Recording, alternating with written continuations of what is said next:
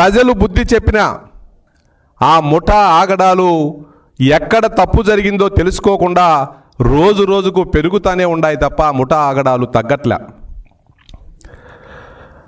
పదవి కోసం, sympathy drama కోసం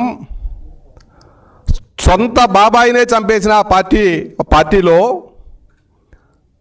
నాయకులు ఆ విధంగా ఉంటే కార్యకర్తలు ఏ విధంగా ఉంటారో కూడా మనం ఆలోచించాలి. ఇటీవల జరిగిన కొన్ని సంఘటనలు, గతంలో జరిగిన పరిణామాలు చూసుకుంటే వైఎస్ఆర్ కాంగ్రెస్ పార్టీ ఒకే రకమైన ఆపరేషన్ చేస్తుంది ఈ రాష్ట్రంలో. దాన్ని మనందరం గమనించాలా. ఒక్కసారి ఒక చిన్న ప్రజెంటేషన్ చూపించిన తర్వాత మిగతా విషయాలు కూడా మనం మాట్లాడుకున్నాం. సాక్షి పేపర్లో చూడండి మీరు, పెద్ద దస్తగిరి చనిపోయిన తర్వాత రోజు వీళ్ళే వార్త రాస్తారు. పోలీస్ స్టేషన్లు, కోర్టులు ఏం అక్కర్లేదు, వీళ్ళే పడగ విప్పిన గంజాయి, జిల్లాల్లో పెట్టరేగిపోతున్న గంజాయి బ్యాచ్లు, ఆ మత్తులోనే పెద్ద దస్తగిరి దారుణ హత్య, డ్రగ్స్కు యువత బానిస, నిద్రపోతున్న కాకీలు అని చెప్పి పోలీసు వాళ్ళు ఏమీ చెప్పకముందే వీళ్ళే తీర్పు వచ్చేటట్టు వార్త రాస్తారు. పెద్ద దస్తగిరి హత్య జరిగిన తర్వాత రోజు జరిగినటువంటి సంఘటనది. నెక్స్ట్, పెద్ద దస్తగిరి హత్యలో A13గా ఉన్న నిత్యానంద రెడ్డి హత్యలో ఆయన ప్రమేయం ఉంది. ఆయనే హత్య జరిగిన తర్వాత అందరూ వాళ్ళ ఇంటికి వెళ్ళారు. ఆయనే వాళ్ళకు డబ్బులు, ఆయనే వాళ్ళకు వాహనాలు సమకూర్చి పరారయ్యే విధంగా చేశాడు అని చెప్పి వార్తలు బయట వస్తూ ఉంటే, చనిపోయిన తర్వాత రోజు మార్చురికి వెళ్ళి ఆయనే శవాన్ని చూస్తాడు. మళ్ళీ ఆయన ఆ పార్టీ నాయకులతో ఉండేది, అన్ని ఫొటోస్ కూడా చూస్తున్నారు. హత్యలో ఆయన పాత్రే ఉంటే మళ్ళీ ఆయనే వెళ్ళి చూసేటువంటి విజువల్స్ కూడా మీకు చూపిస్తాను. నెక్స్ట్, ఇది వాస్తవం. వైకాపా వాళ్ళు ప్రచారం చేసింది గంజాయి మత్తులో హత్య చేశారని, గంజాయి బ్యాచ్ల పనిని. ఇది ఒక సాధారణంగా గంజాయి మత్తులో జరిగిన గొడవలో హత్య జరిగిందని వాళ్ళు చెప్తే, దాని బ్యాక్గ్రౌండ్ ఏంటో కూడా మీకు చెప్పే ప్రయత్నం చేస్తా. ఇప్పుడు ప్రభుత్వ డాక్యుమెంట్ మీకు చూపిస్తున్నా. సర్వే నెంబర్ 492లో కాలువ పరంపోగు 97 సెంట్లుంటే 97 సెంట్లతో కలిపి కాలువ పరంపోగును ఆక్రమించుకొని, దానికంటే ముందు సర్వే నెంబర్లో ఒక ఎస్సీ కులానికి చెందిన పుల్లయ్య అనే భూమి 1.5 ఎకరా ఉంటే, ఆ 1.5 ఎకరాను దస్తగిరి వాళ్ళ నాన్న పేరు పుల్లయ్య పేరు మీద ఎక్కించుకొని అంతా కలిపి అమ్మేసి వెంచర్లేసి కాలువ పరంపోగు ఆ ఎస్సీ కులస్తులు కోర్టులో ఉంటే, కోర్టులో పెండింగ్లో ఉన్నా కూడా వెంచర్ వేసి అమ్మేశారు గత ప్రభుత్వ పాలనలో. వెంచర్ వేసి అమ్మేసిన తర్వాత ఈ పెద్ద దస్తగిరి అనే ఆయనే కడపలో ఈనాడు పక్కన రవీంద్రనాథ్ రెడ్డికి అద్భుతమైన ప్యాలెస్ నిర్మించి ఇచ్చారు. అది కడపలో ఏ చెట్టును పొట్టును అడిగినా కూడా దాని గురించి నిజాలు చెప్తారు. ఆ ఇంటికి సంబంధించిన విజువల్స్ కూడా మీరందరూ కూడా చూడాలి. ఈ ఇల్లు సర్వే నెంబర్ 492లో ఉండే కాలువపురం పోగు, ఆ పక్కన ఎస్సీలతో ఉండే వివాదంలో ఉండే భూమి, అన్ని డాక్యుమెంట్లు మార్చి వెంచర్లు వేసి అమ్మేస్తే దాంతో వచ్చిన డబ్బులు బహుమానంగా ఇల్లులు కట్టించిస్తే, పెద్ద దస్తగిరి అనే ఆయన మా పార్టీలో పదవులు లేకపోవచ్చు, ఒక కార్యకర్త, మామూలు కార్యకర్తను చూసినట్టు ప్రెస్ మీట్లో రవీంద్రనాథ్ రెడ్డి గారు మాట్లాడుతున్నారు. నిత్యానంద రెడ్డి గారు, పెద్ద దస్తగిరి ప్రభుత్వ భూములన్నిటినీ, ప్రైవేటు భూములను, ప్రభుత్వ భూములను కబ్జాలు చేసి రవీంద్రనాథ్ రెడ్డి గారి కోసం పనిచేస్తే, ఆ ఆస్తుల పంచాయతీల్లో ఆయన దారుణంగా హత్య చేస్తే, ఇది గంజా బ్యాచ్ పని అని చెప్పి ప్రొజెక్ట్ చేసే ప్రయత్నం చేస్తున్నారు వైఎస్ఆర్ కాంగ్రెస్ పార్టీ నాయకులు. నేను చెప్పిన 492 సర్వే నెంబర్ ప్రభుత్వ భూమి కానీ, ఈ ఇంటికి సంబంధించింది కానీ, దాని పక్కన ఎస్సీ భూమి పుల్లయ్య అనే భూమి ఉంటే ఆన్లైన్లో మార్చుకొని అమ్మేసింది కానీ, వీటన్నిటికీ ఈ హత్యకు సంబంధం ఉందో లేదో వైఎస్ఆర్ కాంగ్రెస్ పార్టీ నాయకులు చెప్పాలా. అదేవిధంగా నిన్న పెద్ద దస్తగిరి గారు శ్రీమతి ఒక ప్రెస్ మీట్ పెడితే వైకాపా సోషల్ మీడియా అంతా అసలు ఆమె సంబంధమే లేదని చెప్పింది నాయకులకు. ఇప్పుడు తెలుగుదేశం పార్టీ వాళ్ళు ఏం సమాధానం చెప్తారని చెప్పి వైకాపా సోషల్ మీడియా ప్రశ్నిస్తూ ఉంది. వైకాపా సోషల్ మీడియా అడుగుతున్నా, ఆ అమ్మ ప్రెస్ మీట్లో చెప్పిన అంశాలేంటి, మీరు చేస్తున్న ప్రచారం ఏంటి, ఆ అమ్మ ఏం చెప్పిందో ఒక నిమిషం విన్నాం, తర్వాత మాట్లాడదాం.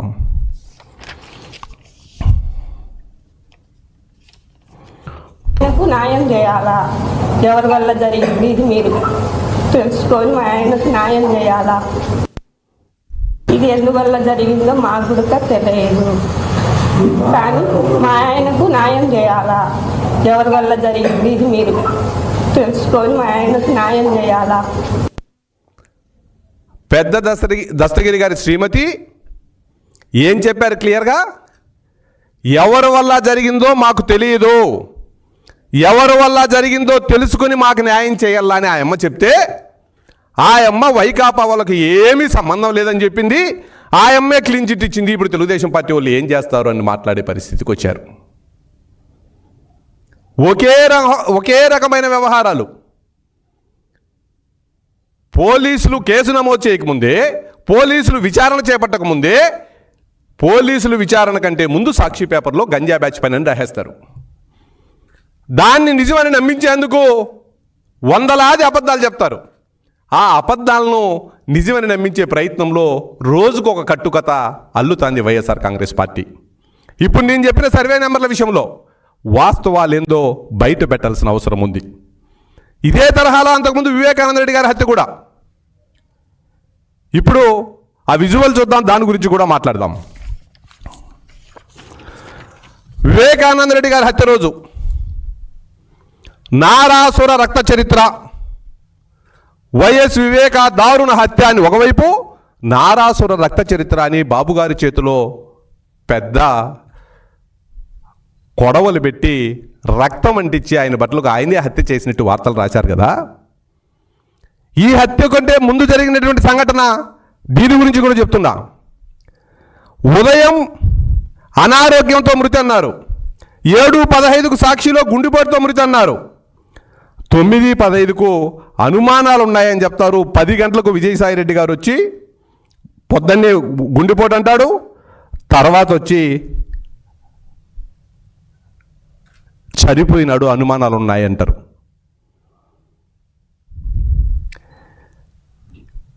ఉదయం ఇన్సిడెంట్ జరిగితే ఆధారాలు కళ్ళకు కనిపిస్తూ ఉంటే ఉదయం అంతా గుండెపోటను డ్రామా నడిపించి మధ్యాహ్నాలకు గొడ్డల పోటీగా మార్చి సాయంత్రానికి ఆ గొడ్డల్ని బాబుగారి చేతిలో పెట్టి, బాబుగారే చంపేశారు, మాకు సిట్టు మీద అనుమానాలు ఉన్నాయి, సిబిఐ విచారణ కావాలని అడిగి కోర్టుకెళ్ళి గాగార్డర్ తెచ్చుకొని దీని మీద ఎవరు మాట్లాడకూడదు ఎన్నికలకు ముందని చెప్పి, ఎవరైతే సిట్టు కాదు మాకు సిబిఐ విచారణ కావాలని అడిగారో వాళ్ళే ఎన్నికల తర్వాత సిబిఐ విచారణ అవసరం లేదని కోర్టులో వేసిన అఫిడవిట్ వెనక్కి తీసుకుంటే ఇంతకంటే దౌర్భాగ్యం ఉంటుందని అని అడుగుతున్నా. ఇంట్లో వాళ్ళని చంపేసి గుండెపోటుని నమ్మించే ప్రయత్నం చేసి గొడ్డలపోటని సమాజానికి తెలిసిన తర్వాత తెలుగుదేశం పార్టీ వాళ్ళని చెప్పి సిట్టు మీద నమ్మకం లేవు, సిబిఐ విచారణ కావాలని అడిగి, సిబిఐ విచారణ తర్వాత మళ్ళీ అధికారంలోకి వచ్చినాక మాకు సిబిఐ విచారణ వద్దని చెప్పి, సిబిఐ విచారణలో అవినాష్ రెడ్డి గారు దోషం తేలిన తర్వాత ఆయన అరెస్ట్ చేయకుండా కాపాడి, మళ్ళీ మొన్న అవినాష్ రెడ్డి గారు వాళ్ళ కుమార్తె మీద అల్లుడి మీద వాళ్ళ పాత్రే ఉన్నట్టు ప్రెస్ మీట్ పెడుతుంటే, మీరు ఇటువంటి అబద్ధాలు చెప్పడం వల్లే, ఇటువంటి కార్యక్రమాలు చేయటం వల్లే మీకు 11 సీట్లు వచ్చినాయి. అయినా మీరు ఆ కార్యక్రమం ఇప్పటికి కూడా మానకుండా అదే అబద్ధాలు చెప్పి ప్రజలను నమ్మించే ప్రయత్నం చేస్తున్నారే. ఒక అబద్ధం ఒకసారి చెప్పాలా? పదే పదే అబద్ధాలు చెప్పడం వల్ల ప్రజలకు తెలియదు, ప్రజలు మా అబద్ధాలు నమ్ముతారని మీరు అనుకోవటం మీ మూర్ఖత్వం అని తెలియజేస్తా ఉన్నా. నగ్నంగా వివేకానంద రెడ్డి గారి హత్యలో నాటి ప్రభుత్వం దోషులను కాపాడిందని చెప్పి నగ్నంగా తెలిసిన తర్వాత కూడా ఈ రోజుటికి అదే కథలు అల్లుతున్నారు. మళ్ళీ వచ్చి మనం చెప్తారు అసలు మాకు సంబంధం లేదు, ఎవరో ఆయనకి ఏదో సెకండ్ ఫ్యామిలీ ఉంది, ఆస్తులు గొడవల్లో చంపేశారు అని. సునీత గారి వాంగ్మూలం ఏముంది? అల్లుడు రాజశేఖర రెడ్డి గారి వాంగ్మూలం ఏముంది? సోదరుడు వైఎస్ సుధీర్ రెడ్డి గారి వాంగ్మూలం ఏముంది? రవీంద్రనాథ్ రెడ్డి గారి వాంగ్మూలం ఏముంది? ఒక వాంగ్మూలం మీకు వ్యతిరేకంగా ఉంటే మీ కుటుంబంలో ఒప్పుకుంటాం. మీ కుటుంబంలో సునీత గారు రాజశేఖర రెడ్డి గారు కాకుండా మిగతా వాళ్ళందరూ వాంగ్మూలాలు సిబిఐకి ఏమి ఇచ్చారు? సిబిఐ ఏం తెలిసింది? ఇంటి గురించి కూడా సమాధానం చెప్పకుండా దాన్ని కూడా డైవర్ట్ చేసి మాట్లాడే పరిస్థితికి మీరు వచ్చారంటే, అంటే కొంచెం కూడా జరిగిన తప్పు, ఆ తప్పుకు ఎట్లాంటి ప్రాయశ్చిత్తం చేసుకోవాలనే ఆలోచన లేకుండా ఎదురుదాడి సిద్ధాంతంతోనే రాజకీయ పునాదులు నిర్మించుకున్నాం అనుకుంటే అది సాధ్యం కాదు. ప్రజలు చాలా తెలివైన వాళ్ళు అన్న విషయం మీరు గుర్తుపెట్టుకోవాలా. 2 సంఘటనలు చెప్పాయి. ఇప్పుడు పెద్ద దస్తగిరి గురించి, హత్య గురించి సాక్షి పేపర్ ఇచ్చిన తీర్పు గురించి, దాని వెనకున్న ఆస్తుల బాగోతాల గురించి, అదే తరహాలో వివేకానంద రెడ్డి గారి హత్య, వివేకానంద రెడ్డి గారి హత్య జరిగిన రోజు ఏం జరిగింది, జరిగిన తర్వాత రోజు ఏం జరిగింది, ఆ తర్వాత రోజు బాబు గారి మీద ఎలా నెట్టేశారు, అధికారంలోకి వచ్చాక సిబిఐ విచారణ అవసరం లేదని ఎందుకన్నారు, మళ్ళీ ఇప్పుడు ఏ విధంగా అదేదో కుటుంబ సమస్య ఆస్తుల తగాదాల చనిపోయిందని చెప్తున్నారు. కుటుంబ సమస్య ఆస్తుల తగాదా అయితే మీ కుటుంబంలో ఉండే మిగతా వాళ్ళ వాంగ్మూలాలు ఏమిచ్చారో కూడా సమాధానం చెప్పాలా సిబిఐకి. 2 సంఘటనల తర్వాత 3వ సంఘటన అనంతబాబు గారు డ్రైవర్ సుబ్రహ్మణ్యంను దారుణంగా హత్య చేసిన సంఘటన. హత్య చేసి డోర్ డెలివరీ చేస్తే ఏం రాస్తారయ్యా సాక్షి పేపర్లో రోజు? ఎమ్మెల్సీ మాజీ డ్రైవర్ అనుమానాస్పద మృతి. అన్ని పత్రికలు హత్య జరిగింది, డోర్ డెలివరీ చేశారని అన్ని పత్రికల్లో వార్తలు వస్తే, ఆ రోజు సాక్షి పేపర్లో వచ్చినటువంటి వార్త ఎమ్మెల్సీ మాజీ డ్రైవర్ అనుమానాస్పద మృతి. ఆ రోజు మిగతా పేపర్లలో ఎమ్మెల్సీ కారులో డ్రైవర్ డెడ్ బాడీ అని పెద్ద పెద్ద కథనాలు వస్తే, మీ పేపర్లో మాత్రం అనుమానాస్పద మృతి అని వస్తుంది. ఈ 3 సంఘటనలు ఒకసారి చూడండి. పెద్ద దస్తగిరిని చంపడంలో వీళ్ళ పార్టీ వాళ్ళ పాత్ర ఉంటుంది. మళ్ళా అక్కడికి పోయి పరామర్శించేది, ఏడ్చేది కూడా వాళ్ళ పాత్రే ఉంటుంది. వివేకానంద రెడ్డి గారి హత్యలో వాళ్ళ పాత్రే ఉంటుంది. అక్కడికి పోయి మళ్ళా పరామర్శిస్తారు, చంద్రబాబు నాయుడు గారు చంపేశారని చెప్తారు, మళ్ళా వీళ్ళే 2 కన్నీటి బొట్లు కాలుస్తారు, వీళ్ళే సిబిఐ ఎంక్వైరీ కావాలంటారు, అధికారంలోకి వస్తే సిబిఐ ఎంక్వైరీ వద్దంటారు. ఎమ్మెల్సీ కారులో ప్రపంచమంతా హత్య జరిగిందని చెప్తే కారులో అనుమానాస్పదంగా చనిపోయాడని చెప్పి సాక్షి పేపర్లో రాస్తారు. ఈ 3 హత్యల వెనక కాన్సెప్ట్ ఒకటే. మామూలుగా రాజకీయాల్లో రక్తం చొక్క చిందకుండా పరిపాలన చేయటం రాజధర్మం. రక్తం చొక్క చిందకుండా పరిపాలన చేయటం రాజధర్మం. 1000 మందిని చంపైనా అధికారంలోకి రావాలనుకోవటం రాక్షస ధర్మం. ఇందులో రాజధర్మం ఎవరిదో, రాక్షస ధర్మం ఎవరిదో ప్రజలు చెప్పాలా. రాజనీతి ఏంటంటే, రాజుగా ఉన్నోళ్ళు వాళ్ళ ప్రజల బాగోగులు చూడాలా, ఒక రక్తం బొట్టు కూడా పక్కన చెందకూడదు, రక్తం బొట్టు చెందకుండా పరిపాలన చేస్తేనే అది రాజధర్మం అని చెప్తే, రాజకీయ అవసరాల కోసం, ఆర్థిక అవసరాల కోసం ఎవరినైనా చంపి రాజ్యాన్ని ఏలాలనుకోవటం రాక్షస ధర్మం కాక ఏంటో సమాధానం చెప్పాల వైఎస్ఆర్ కాంగ్రెస్ పార్టీ. హత్యలు చేస్తారు, దాని నుంచి తప్పించుకోవడానికి ఇంకా హత్యలు చేస్తారు. వైఎస్ వివేకానంద రెడ్డి గారి హత్య కేసులో కీలక సాక్షులుగా ఉన్నోళ్ళు, ప్రత్యక్షంగా కానీ పరోక్షంగా కానీ కీలక సాక్షులుగా ఉన్నోళ్ళు 6 మంది చనిపోయిన మాట వాస్తవం అవునో కాదో వైఎస్ఆర్ కాంగ్రెస్ పార్టీ చనిపోవాలా? కీలక సాక్షులుగా ఉన్న 6 మంది వివిధ కారణాల వల్ల చనిపోతారు. ఉదయం ఇన్సిడెంట్ జరిగితే ఉదయమే ఆ రోజు ఆనాటి పార్టీ అధ్యక్షుడు జగన్మోహన్ రెడ్డి గారికి తెలిస్తే హైదరాబాదులో ఉండే జగన్మోహన్ రెడ్డి గారు గంట సేపటి కడపకు పోవచ్చు, సాయంత్రం 4 దాకా కడపకు పోయే పరిస్థితి లేదు.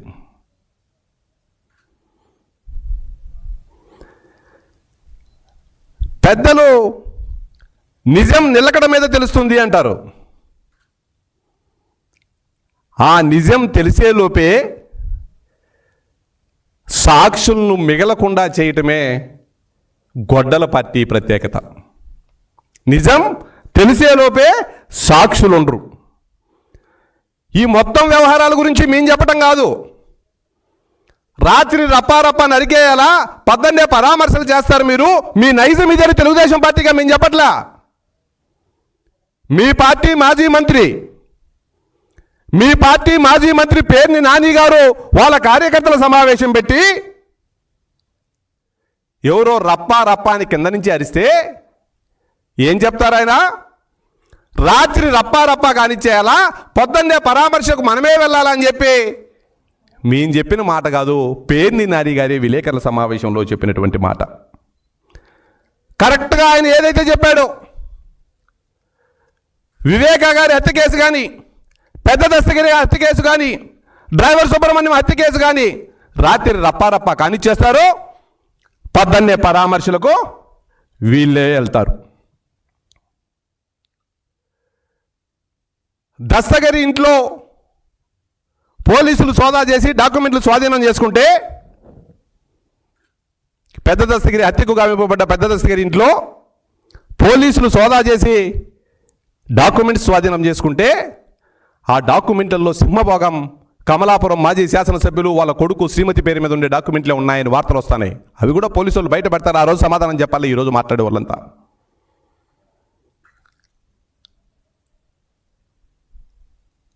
వైఎస్ఆర్ కాంగ్రెస్ పార్టీ, ఆ పార్టీ నాయకులు, ఆ పార్టీ పత్రిక చెప్తా ఉన్నట్టు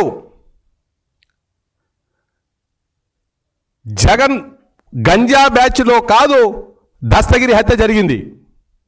గంజా బ్యాచ్తో కాదు. ఈ భూ లావాదేవీలలో ఈ అక్రమాలు పంచుకోవడంలో జరిగిన హత్య తప్ప గంజా బ్యాచ్తో జరిగిన హత్య కాదు. ప్రపంచంలో భారతదేశానికి మొన్న ఏదో ఒక పాటకు ఆస్కార్ అవార్డు వచ్చింది. నటనకి ఎవరికి రాలా ఇప్పటి వరకు. అనేక దేశాలలో నటులకు ఆస్కార్ అవార్డులు వచ్చినాయి. మేము ఆస్కార్ అవార్డు గెలుచుకున్నామని చెప్పి ఆ నటులంతా తెగ సంతోషపడతా ఉన్నారు. ఆ నటులకు ఒక విషయం చెప్తానా, ఆంధ్రప్రదేశ్లో వైఎస్ఆర్ కాంగ్రెస్ పార్టీ నాయకులు వాళ్ళ వృత్తిని రాజకీయం ఎంచుకున్నారు కాబట్టి సరిపోయింది. వాళ్ళే గనక సినిమాను వృత్తిగా ఎంచుకొని ఉంటే బాంచేతి ఈరోజు చెప్తానా, ఒక్క ఆస్కార్ అవార్డు కూడా ప్రపంచంలో ఎవరికి వచ్చేది కాదు. ఉండే ఆస్కార్ అవార్డులన్నీ ఈ వైఎస్ఆర్ కాంగ్రెస్ పార్టీ నాయకులకే వచ్చేవి. వీళ్ళ నటన ముందర ఎవ్వరూ మీ ఆస్కార్ అవార్డు గెలుచుకున్న నటులు కూడా సరిపోరు. ఉండే ఆస్కార్ అవార్డులన్నీ కూడా వైఎస్ఆర్ కాంగ్రెస్ పార్టీ నాయకులకే వచ్చేది అన్న విషయం గుర్తు చేస్తా ఉండా. ఒక పాట ఉండేది ఎన్నికలకు ముందు, గిర్రా గిర్రా తిరుగుతుంది ఫ్యాను అని.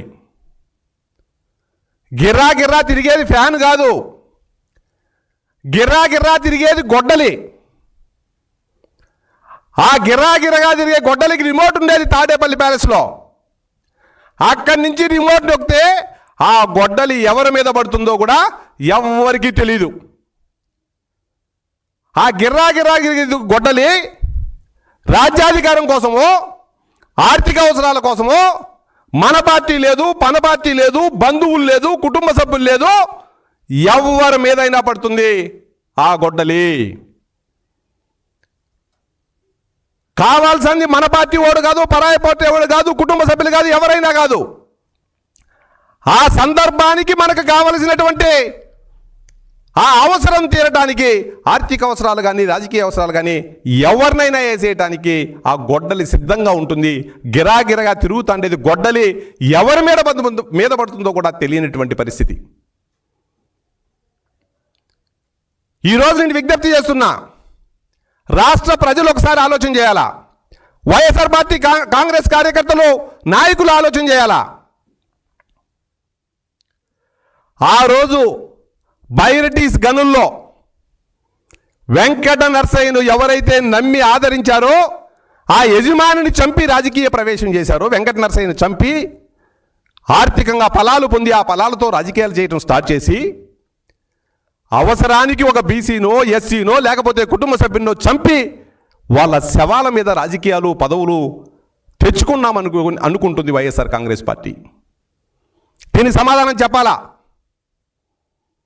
ఆ రోజు నుంచి ఈ రోజు వరకు ఎప్పుడు రాజకీయ అవసరాలున్నా ఆర్థిక అవసరాలున్నా ఎవరు అడ్డం వచ్చినా అడ్డు తొలగించుకొని రాజకీయం చేద్దాం, ఆ పునాదుల మీదనే రాజకీయ పార్టీని నిలబెట్టుకున్నామనే ప్రయత్నం చేస్తూ ఉంది వైఎస్ఆర్ కాంగ్రెస్ పార్టీ. నేను చెప్పిన 3 ఇన్సిడెంట్లలో ముందు మీరేం చెప్పారు, తర్వాత ఏం చెప్తున్నారు? తోట చంద్రయ్య అని ఒక తెలుగుదేశం పార్టీ కార్యకర్త చనిపోతే మాచర్ల నియోజకవర్గంలో